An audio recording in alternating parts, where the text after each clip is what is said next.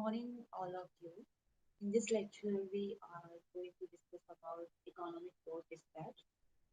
So already we have discussed about many topics, which is based on your economic load dispatch. And in this lecture, we are going to discuss that what is your economic and what do you understand by economic load dispatch and which kind of methods we are using for economic load dispatch. So as we discussed that in power generation process, economic load dispatch is very important because it economic load dispatch is depending on the economy of your generation and uh, the generation cost is also depend on your economic load dispatch and how economically we can improve our power generation and power supply. So this is about your power generation process.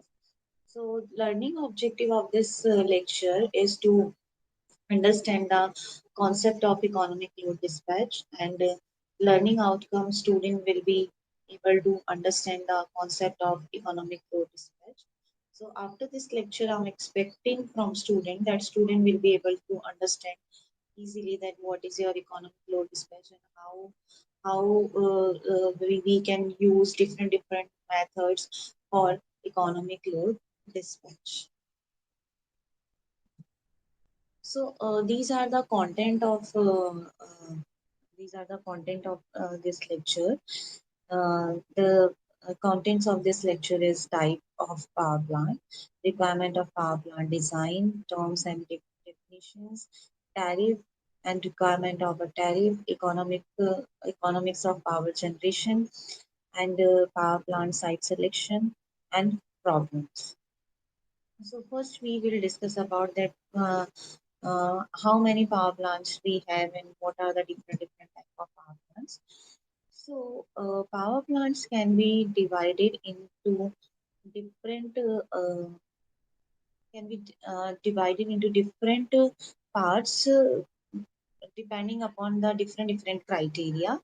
So based upon the various factors, the power plant are classified as follows on the basis of fuel use. So first we will discuss that if you consider your fuel, so according to your fuel how can you divide power plants. So according to fuel you can divide power plants so that one is your first is your condensing power plant, non-condensing power plant, diesel power plant, nuclear power plant, hydroelectric power plant, gas turbine power plant. So you can see in this uh, you know different type of power plant that the name is depending upon the fuel, which kind of fuel you are using in power plant. So one is your diesel power plant, nuclear power plant. So in diesel power plant, uh, you are using your diesel. In nuclear power plant, you are using uranium. Hydroelectric power plant, you are using water. And gas turbine power plant, you are using gas. Now, the question is, what is the difference between condensing and non-condensing power plant? So, to understand the concept of condensing and non-condensing, condensing means when you are using condensing process like thermal power plant, you are using water to convert into steam, and then steam is again converted into water, and that steam is used to generate the electricity. Okay? So that is your condensing power plant. Now, non-condensing power plant depends upon totally on fuel like diesel, nuclear, hydro, electric, and gas turbine, in which you are not heating any kind of water, or you are not making steam to generate the electricity. So, on the basis of fuel, we can divide these power plants. Now, the second point is on the basis of nature of load. So, on the basis of nature of load, you can divide the power plants into two parts. One is your base load power plant, and another one is your peak load. So, what is your base load power plant?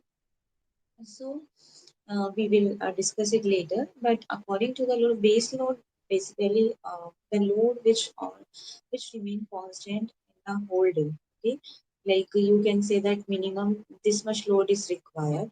Okay, peak load it comes one or two time in a day. Okay, so that is your peak load power plant. So we will discuss it in our next lecture.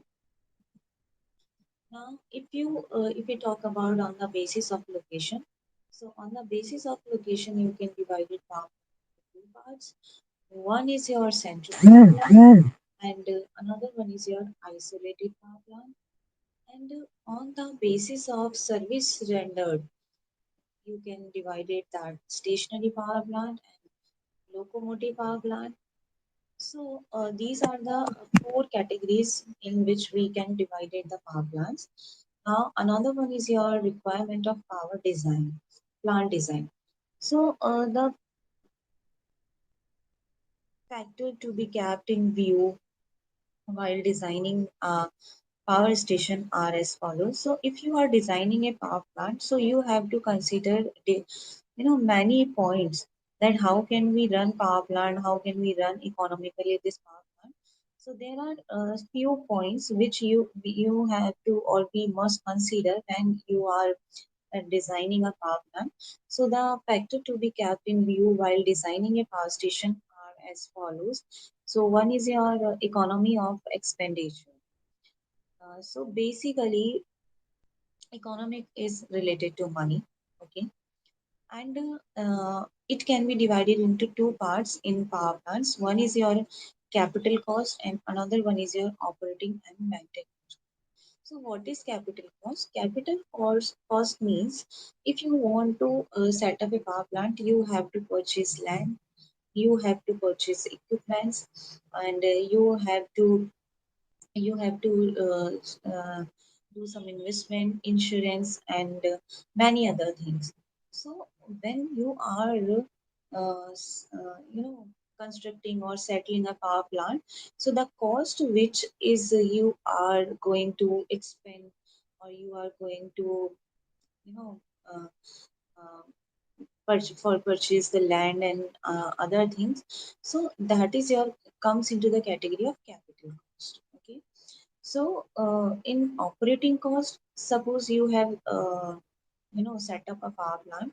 Now you want to run this power plant. So there are many things which we have to consider when you are operating a power plant. For example, maintenance of equipment, the fuel cost, and you know the money for the workers who are working in power plant, salaries of those workers. So these comes into the operating and maintenance. So the economy can be divided into two parts. One is your capital cost, another one is your operating and maintenance. Next one is your safety or power. Safety of the plant personnel, like the person who are working in power plant. So there are many chances to get injured or to happening something bad with the workers which are working in power plant. So first we have to look after the safety or of those people who are working in power plant. Okay, next is your reliability. So what do you understand by reliability? Reliability means that uh, you can say reliability means you are getting the electricity reliable. Electricity reliable means that when you required electricity, you are getting the electricity. Okay, if you are if you are you know quality. So there are one point is your quality. You are getting quality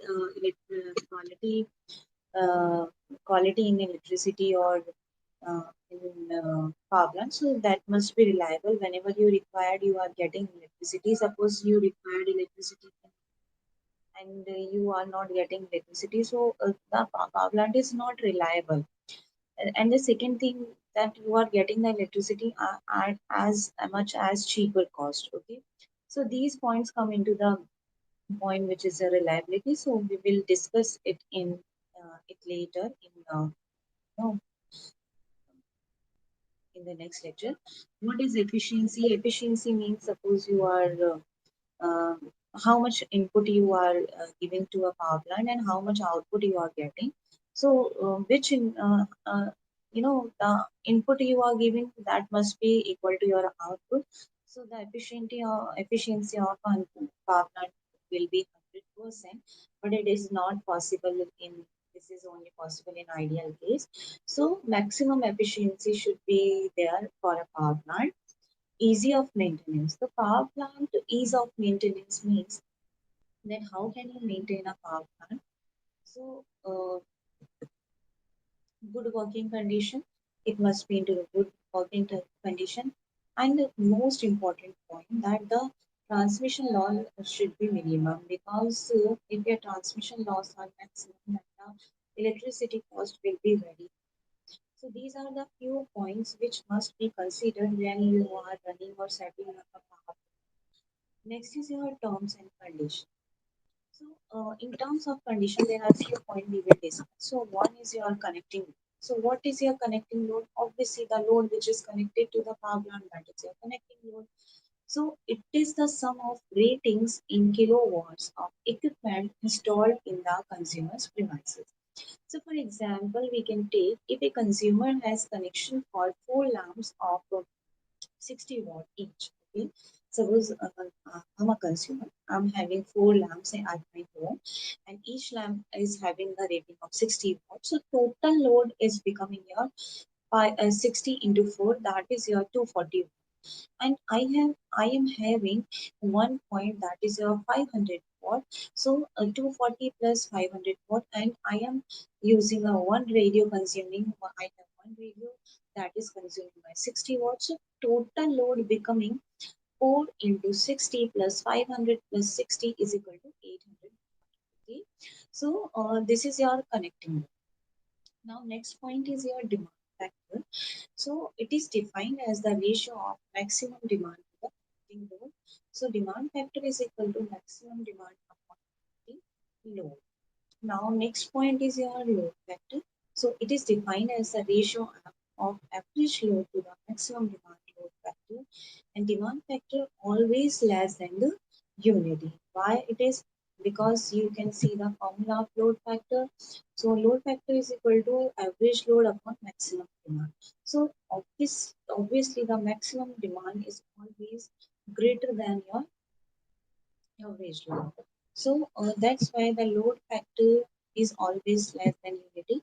So you can see from the diagram that the power demand is given in you know, uh, in kilowatt on the y-axis, and the power demand is given on x-axis. Load time is given on x-axis. So you can see that at this particular time the demand is this at this point. After this, the demand is decreasing. After few time, it is gradually increasing. That at this point. After this, it is also decreasing. After this, it is increasing. So this is your maximum demand. That is your average load, and this is your base load. Base load means the line is constant. So this is your minimum load, which is all the time you require. Okay. So this is your base load. So this is your load curve. Next point is your plant capacity factor. So what is your plant capacity factor? Plant capacity factor is that is defined as the rate of actual energy that could have been produced during the same period. So this is our demand factor. Okay. Now, what is the difference between load factor, plant capacity factor, and other things?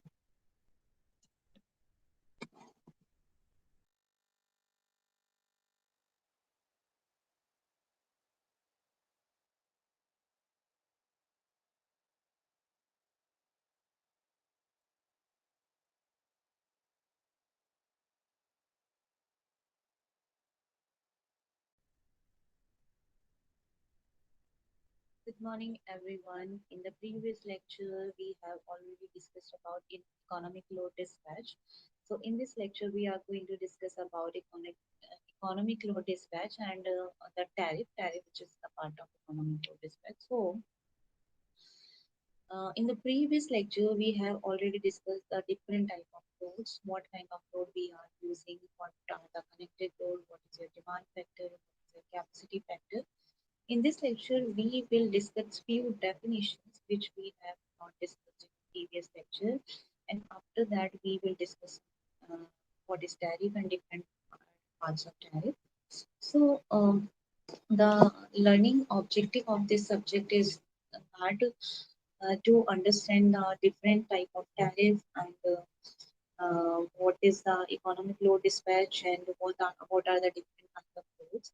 So after this lecture, I'm expecting from student that student would be able to understand the load factor, capacity factor, demand factor, and the different kind of tariff, and how we charge for electricity. Okay.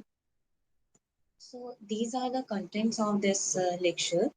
Tariff requirements of a tariff, economics of power generation, and power plant site selection and problem.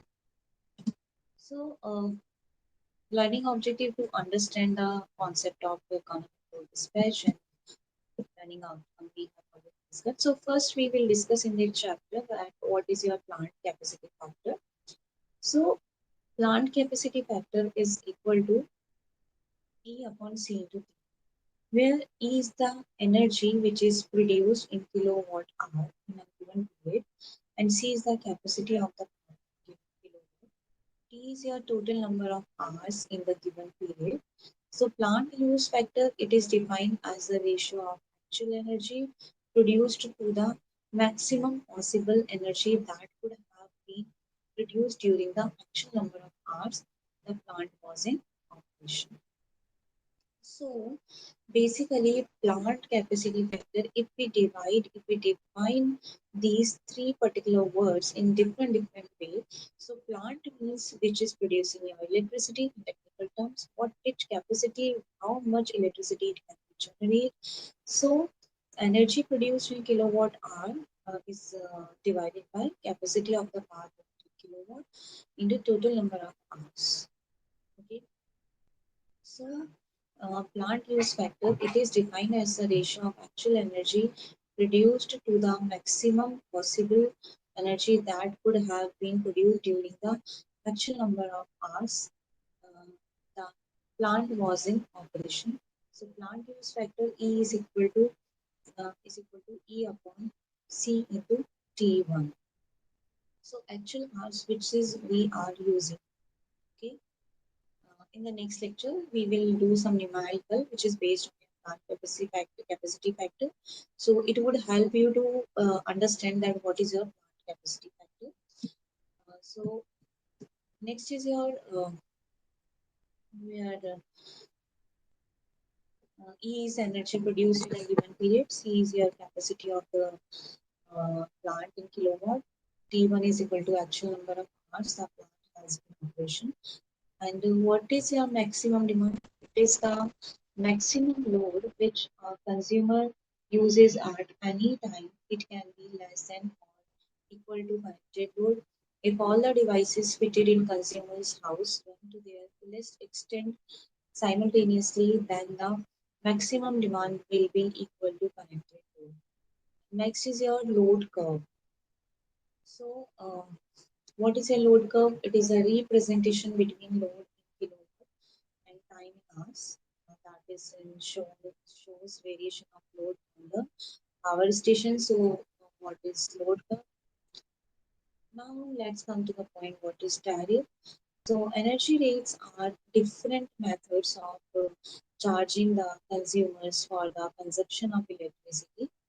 So it is desirable to charge the consumer according to his maximum demand and energy consumed. So the charge which is taken from consumer, which is based on your maximum demand of the consumer and the how much electricity or how much energy it is consuming. So the tariff chosen should recover the fixed cost, operating cost, and profit, etc. So requirement of tariff. The tariff should satisfy the following requirements. It should be easier to understand. It should provide low rates for high consumption. It should encourage the consumers having high load factors. It should take into account maximum demand charges and energy charges. It should provide less charges for power connection than for lightning.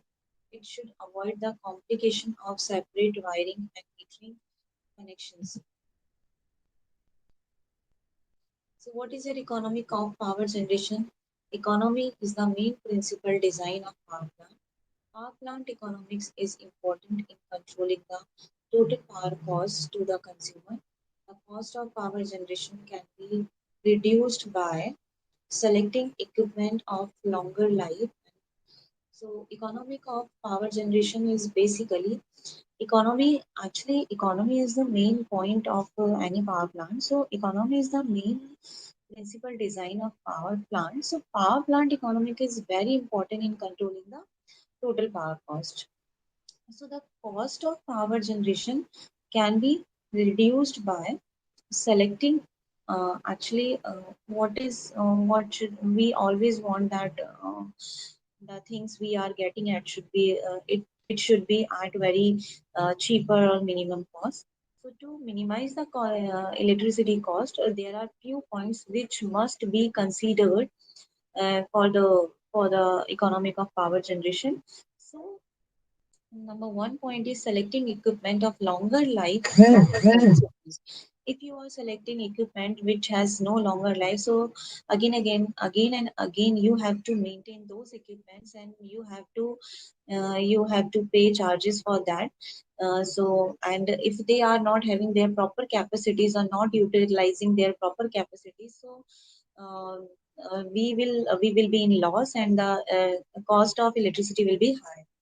Second is you're running the power station at high load factor. So increasing the efficiency of the power plant, carrying out proper maintenance of plant equipment to avoid plant breakdowns, keeping proper supervision because good supervision is reflected in lesser breakdowns and extended power plant life, using a plant of simple design that does not need highly skilled personnel, using a plant of simple design that does not need highly skilled personnel. So next point is here how we can select the power plant site selection. So the power plant sites should satisfy the following requirements. Cost of land as well as taxes on land should be low, and it should be nearer to load center so that cost of transmitting energy is low. It should be accessible by road, rail, or sea so that transportation of fuel, etc., is easier. Sufficient quantity of cooling water should be available near the site. 5. The site selection should be away from thickly populated areas in order to avoid atmospheric pollution and to reduce noise. Next point is the sufficient space for future expansion of power station should be available near the site. So site subsoil conditions should be such that foundation can be made at reasonable depth. So let's start and let understand these all points with a problem.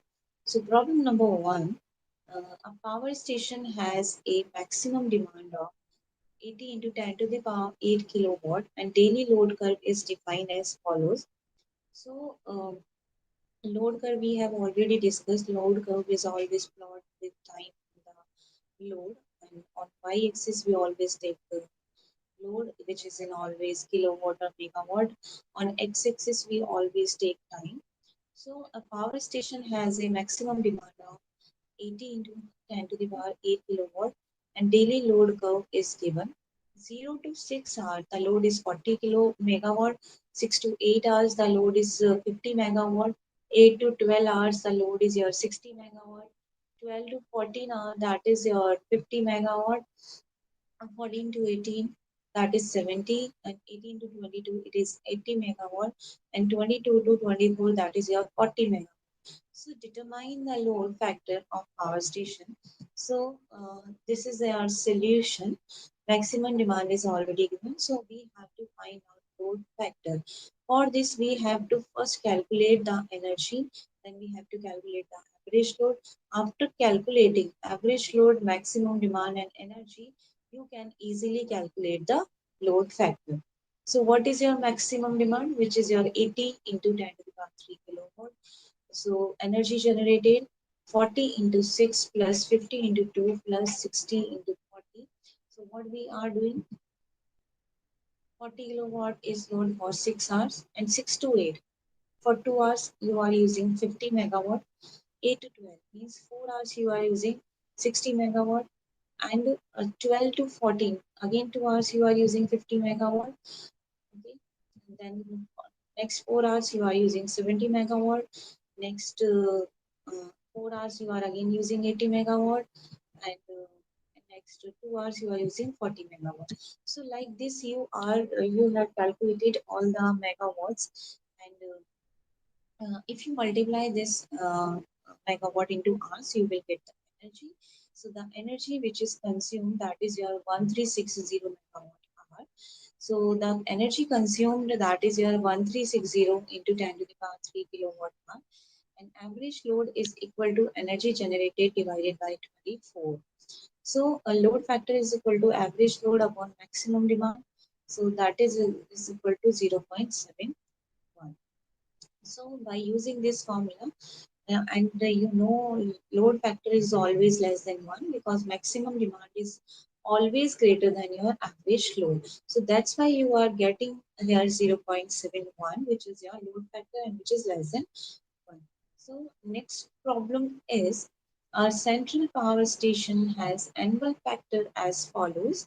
So load factor is equal to 60%, and capacity factor is given 40%, use factor is given 45%, and maximum demand is given 15,000 kilowatt.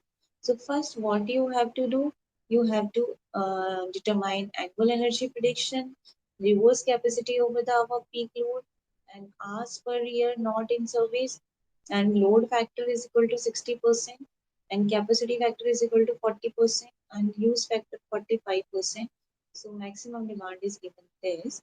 So now we can solve this. First you have to find out annual energy consumption in kilowatt hour, reserve capacity over and above peak load, hours per year not in service. So load factor is equal to average load upon maximum demand, and average load is equal to load factor into maximum demand. Load factor is equal to 0.6 into 15,000, that is equal to 9,000 kilowatt. Okay, and the next one is your annual energy produced, that is your average load into total hours in 1 year. So total hours in 1 year, if you divide it 365 days into 24, you will get 8760 total hours in a year. So the 900 megawatt can be multiplied by 8760, and you will get 78.84 into 10 to the power 6 kilowatt hour. So the annual energy prediction is 78.84 into 10 to the power 6 kilowatt. So this is all about your problem 2, and like this you can also calculate the capacity factor, which is equal to E upon C into T.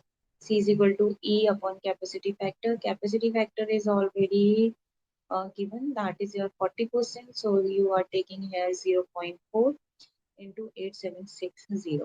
So the point is you have to remember these formulas to calculate the different values, which is used to analysis the power plant, or which is used to for the economic of power plant. So this is all about your power plant economics. So next problem is,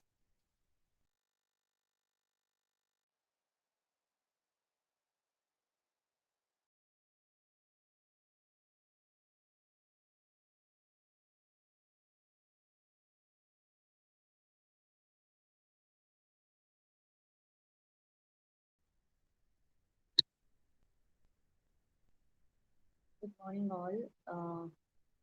In the previous lectures, we have already discussed about the economy of power plant, and there were few points and few definitions which must be remembered. So in this lecture, we are going to about the tidal energy. Okay? So learning objective of this lecture is to understand the concept of tidal energy. And after this lecture, I'm expecting from student that student will be able to understand what is tidal energy, how it is defined, what is the utilization of tidal energy, and what are the advantages of and disadvantages of utilizing of tidal energy. So next point is your content. Content is your tidal energy, source of tidal energy, advantages and disadvantages. These are the contents of my presentation or this lecture. What is tidal energy? First, we have to understand what is tidal plus energy. So everyone knows what is energy. Energy is if you talk in the terms of electrical term, that it is always denoted in kilowatt hour. Okay. So by using tidal, we get the energy from tidal. So what is tidal energy? Tidal power facilities harness the energy from the rise and fall of tides. Okay, when you can see in the sea areas, tides come, like you can say high waves of sea comes and that goes down. So when it is rise, it has some energy and fall of tides. So by using this energy, we can generate the electricity. So there are two types of tidal plant facilities. One is your tidal barrages, second is your tidal current turbines. So ideal sites are located at narrow channels and experience high variation in high and low tides. So basic physics of tides. So one is your gravitational pulls of the sun and moon and the pull of the centrifugal forces of rotation of the earth moon system. So first we have to understand that how these tide are created and how it works and what is your tidal energy. So there, some gravitational force which is coming from the sun and moon. So they pull of the centrifugal forces of rotation of the earth moon system. So you can see in this picture, this is your earth and this is your moon. So there is some, gravitational force towards moon and sun. So gravitational force bulge of water. So balance point or center of mass of the earth moon system is this, and centrifugal force, this is your centrifugal force and this is your gravitational and centrifugal forces. So two resultant bulges of water. So when a landmass lines up with the earth moon system, the water around it is at tide, high tide. Okay.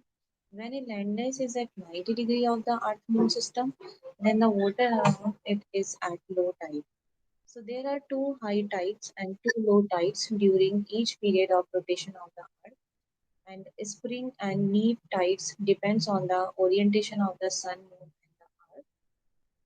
So high spring tides occur when the sun and moon line up with the earth. This occurs whether they are either on same or opposite side. So low neap tides occur when the sun and moon lines up at 90 degree to each other. Flood currents moving in the direction of the coast. So EBB currents are the current receding from the coastal areas. So tidal barrage, that is utilization of potential energy. Tidal barrages are typically dams built across an estuary or bay, consist of turbines, sluice gates, embankments, and ship locks. So, sluice gates, that is a sea, this is your barrage, and you can connect one turbine over here. So, when tides come at its high tides come, then the water, hit to the turbine and turbine start to rotate, and this turbine is connected to the generator. So this is your sea. These are the gates, and land, high water mark, and basins. So single basin system, there are two type of system. One is your single basin system and another one is your double basin system. So EBB generation during flood, tide basin is filled and sluice gates are closed, so trapping water. So gates are kept closed until the tide has ebbed sufficiently and the turbines start spinning and generating electricity. In flood generation, the basin is filled through the turbine, which generate at flood tide. Two-way generation, sluice gates and turbines are closed until near the end of the flood tide, when water is allowed to flow through the turbines into the basin, creating electricity. So at the point where the hydrostatic head is insufficient for power generation, the sluice gates are opened and kept open until high tide, when they are closed. So when the tide outside the barrage has dropped sufficiently, water is allowed to flow out of the basin through the turbines, again creating electricity. So this is the procedure by which you can create the electricity from tidal energy. Next is your double basin system. There are two basins, but it operates similar to an EBB generation. Single basin system, the only difference is a proportion of the electricity is used to pump water into the second basin, allowing storage. Current sites of tidal barrage. France, the first and largest tidal barrage power plant, constructed between 1961 and 1967, situated on the Rance River. So you can easily understand that what is your tidal energy. Now, pros and cons of both tidal power facilities. So you can use your tides to generate the electricity, but there are some pros and cons for this facility. So, what is your tidal barrage? It mature technology that has been around for nearly 50 years, and you can get a reliable energy source from the tidal energy source. But the construction cost is very high for the tidal energy, and there are environmental impacts on marine life. So, low power output in comparison to other energy source like coal and nuclear power plants. So tidal current turbines able to utilize both EBB and flood tides. Tidal category current turbines are not large, massive dam structure, but tidal currents turbine technology is young in its development. Installation and maintenance challenges. Environmental impacts are still being tested. These are the references of this tidal energy. So basically, what is happening by using the tides, you can generate the electricity, but there are some advantages and disadvantages. And this tidal energy is utilized in at the coastal areas. So